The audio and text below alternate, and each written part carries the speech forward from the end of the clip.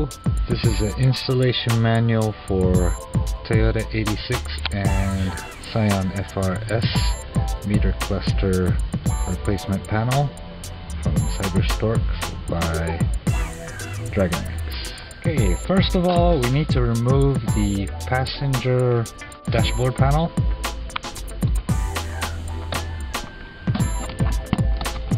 You can remove it by simply pulling on it slowly and carefully. It's held on by speed clips. So you can see in the back there are 3 clips on the top and 3 on the bottom, and they simply pull out of its socket. Okay, the next step is to remove the center trim piece in the same manner by pulling on the panel.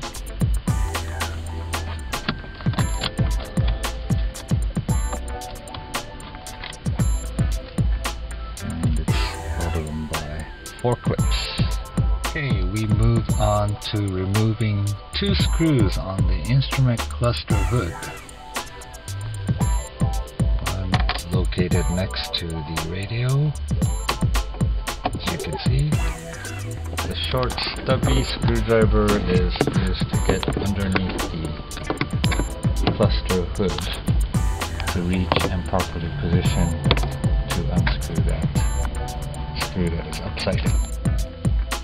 And the other one is located right at the center of the hood underneath. Okay, for the next step we are going to be using the interior panel removal tool, so we should mask the area surrounding it carefully so as not to scratch or dent any surface on the dashboard. With completed masking, we should use the tool to pry it slowly, and these are all held in by plastic clips as well. And if you go around the entire shield and the hood on each side, the top slowly will part by pulling on it diagonally towards the roof. And the hood and the surrounding panel should split in 2 pieces, and they're held on by clips as well.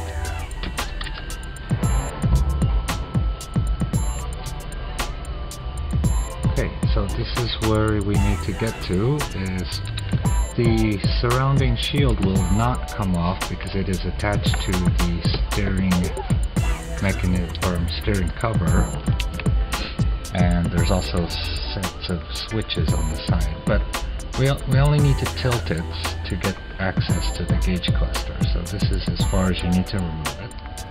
Okay, when you get to this point, we will remove the 2 screws on top of the gauge cluster that is holding the gauge cluster. These are the only 2 screws that are actually securing the gauge cluster, and the rest are plastic clips again at the bottom of the cluster.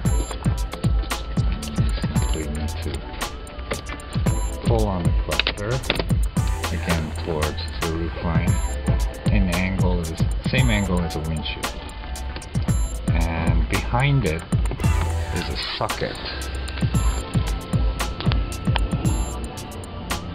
that you can remove, and that is the only socket that needs to remove. And it should come off so we can prepare for the installation of the panel.